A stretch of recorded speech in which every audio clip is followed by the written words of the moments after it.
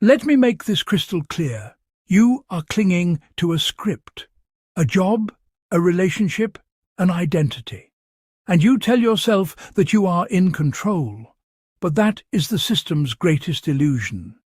Deep down, you know this. You feel it. It's not a vague restlessness. It's a data stream from your own psyche sending an error signal. The tension in your shoulders, the emptiness on Sunday evening, that's not a slump.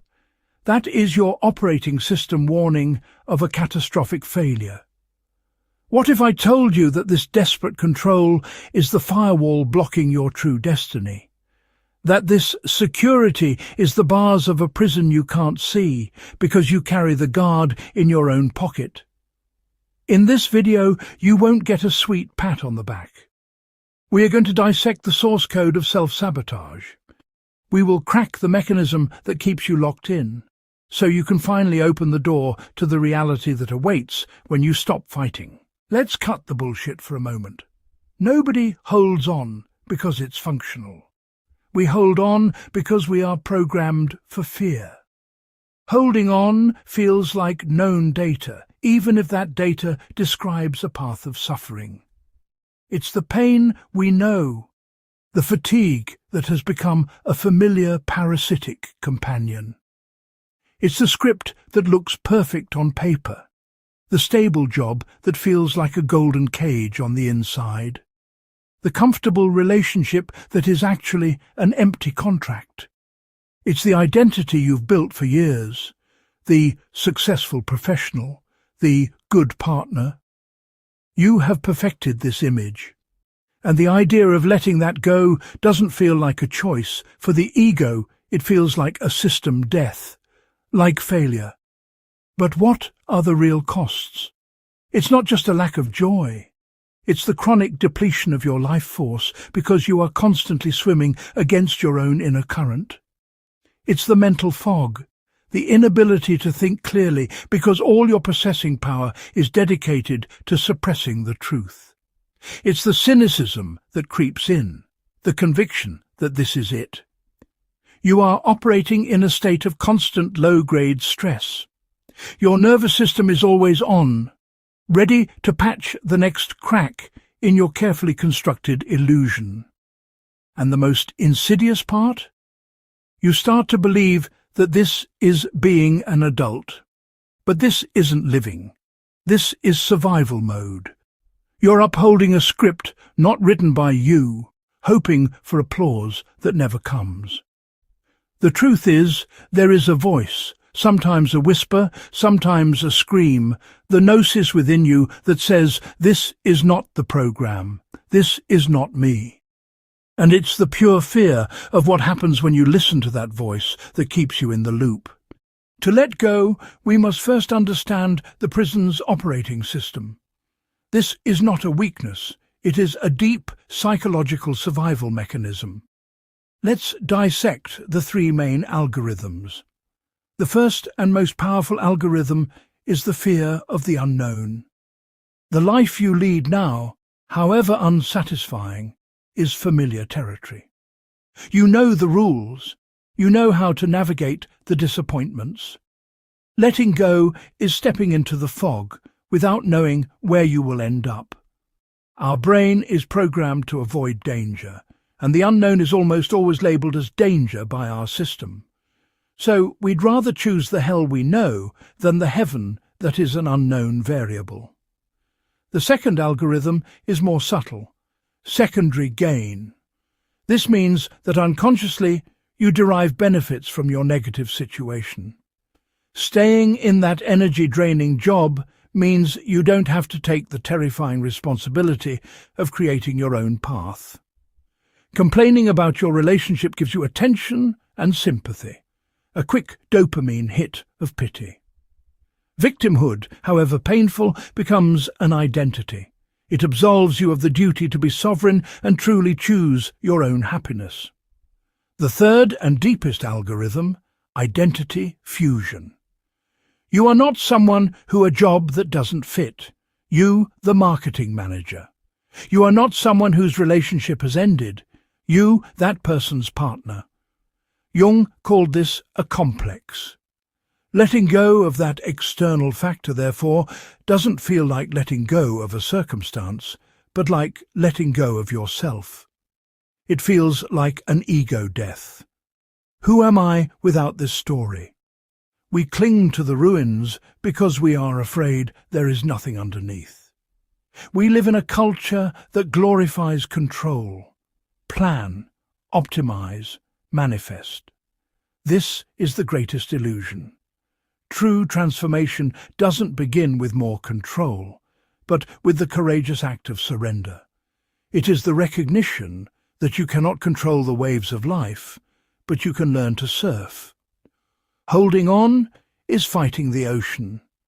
Letting go is allowing yourself to be carried by the current. Imagine a programmer. For years, she has been building one masterpiece, a perfect, infallible virtual universe. On her shoulders, she carries the server rack that keeps it all running. In that server rack are the heaviest hard drives, the certainties she has collected. There are outdated software packages from projects others deem successful. There are data cables with the names of people whose approval she needs. There's a heavy golden plaque on it with the inscription, "The Perfect Developer." And at the very bottom is the heaviest, hottest component of all, the fear of failure. She builds and she builds, but the system becomes sluggish, slow, and unstable. She reaches a crucial phase. She must compile her code into a new, higher dimension via a narrow, precarious data bridge. She tries to make the crossing, but the weight of the server rack throws her off balance. She stumbles and clings to the edge of the abyss. It's impossible.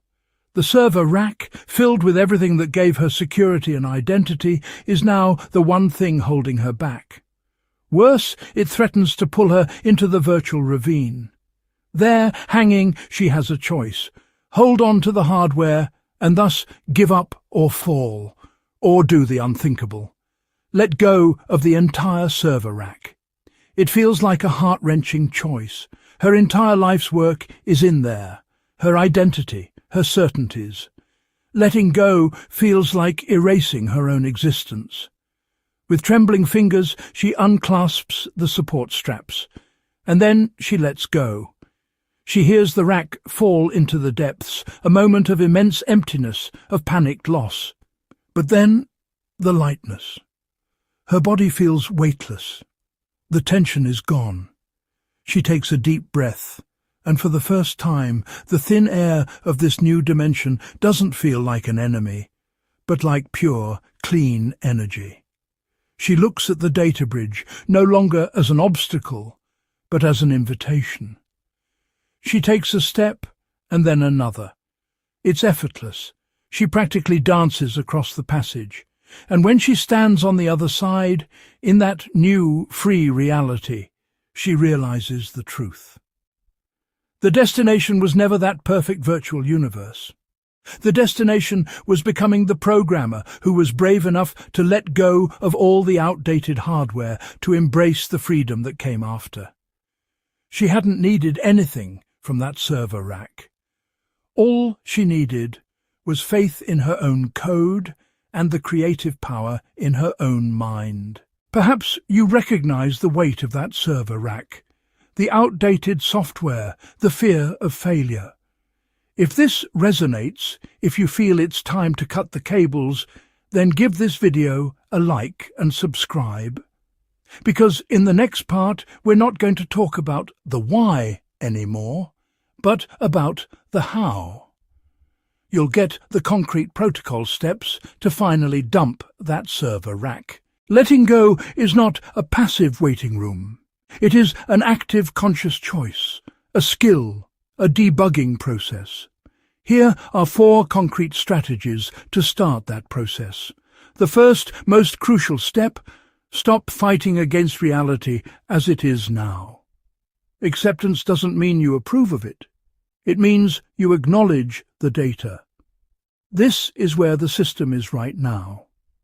You are wasting an insane amount of processing power wishing it were different.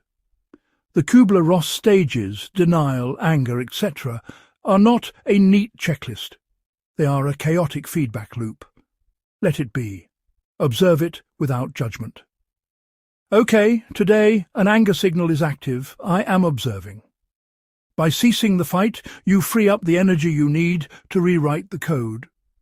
We are masters at ignoring our true compass, the body. Your body is always right. That knot in your stomach, that tension in your neck, they are not random complaints. They are system signals. They are messages from your true self trying to communicate through the hardware that the software is corrupt. The challenge: learn to listen again. Check in every day. Close your eyes. What is the raw data in my body right now? Bring your attention to the tension. Breathe into it. Then ask, what is this data trying to tell me? The answer isn't a full sentence, but a feeling, an image. By feeling, you bypass the rational ego complex that wants to keep you in the old loop with fear and excuses. As we said, the fear of identity loss is a huge blockage. The solution is to proactively redefine your identity, separate from the external noise. Who are you, beyond your job title or relationship status? Go back to your source code. What did you do as a child before the world told you what was useful? Those are the breadcrumbs to your essence. Integrate small pieces of that into your life. Draw again, even if it's for 10 minutes. Go into the forest. The goal isn't a new career. The goal is to remind yourself of who you are at a soul level. By anchoring your identity in this core, letting go of external labels becomes less threatening. You make more room for yourself. Your true destiny is not a fixed point on a map. It's a dance, a process that unfolds step by step if you dare to move with it. Stop looking for the grand plan. Ask yourself every morning, what small step can I take today that aligns with the direction that feels right? This could be a no to something that drains your energy, a yes to a coffee with someone who inspires you, an hour spent on a new skill. You don't find your direction by thinking, but by doing and experimenting. Through small, conscious choices, you build momentum and create a path as you walk it. Trust the process. You don't have to see the whole staircase, you just have to take the first step. The path of letting go is not an easy one. It requires courage. It requires embracing uncertainty. But the reward is immeasurably greater than the temporary discomfort. What you give up is the heavy parasitic burden of the control algorithm and the exhausting battle against the current. What you get back is priceless. You get peace in your system. The constant noise of fear gives way to a deep inner knowing. You get your energy back, energy that no longer leaks into maintaining a facade, but can flow freely into creativity, passion, and connection. You get clarity. The fog lifts, and you begin to see the possibilities that were always there. And above all, you build a foundation of self-trust, knowing that your happiness does not depend on external circumstances, but is anchored in your own core. You become sovereign. Letting go is not a loss. It is the most radical act of self-love. It is the conscious choice for freedom over imprisonment, for authenticity over approval, for destiny over history. The control you give up is the sovereignty you gain. Let go. Your true destiny unfolds through you. Thank you for watching. This is deep material, and I'm curious about your process. Share in the comments. What is the one script, the one line of code that you could let go of today to create more space for yourself? Your story could be the wake-up call for someone else. Don't forget to subscribe for more videos that cut through the bullshit and help you live your most sovereign life. Until next time.